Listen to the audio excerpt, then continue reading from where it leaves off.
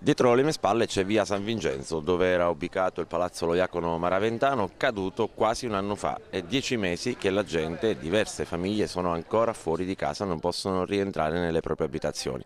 Malgrado i lavori di rimozione delle macerie che sono cadute dal Palazzo Lo Iacono, la messa in sicurezza dell'unico muro di sostegno rimasto intatto, la gente continua a rimanere fuori perché dall'amministrazione comunale, dal comune, non arrivano segnali per poter rientrare in possesso delle proprie case.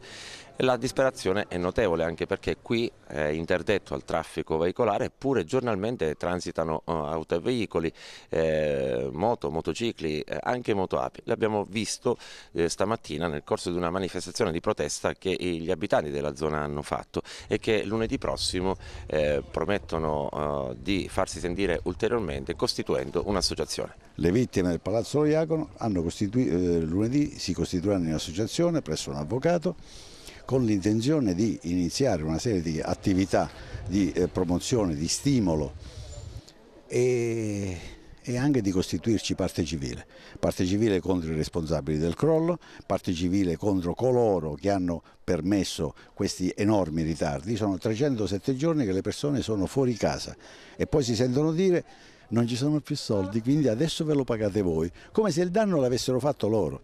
Cioè da vittima è diventato diciamo colpevole. Questa è la situazione quando si parla di leggi e di legalità. La vittima va rispettata.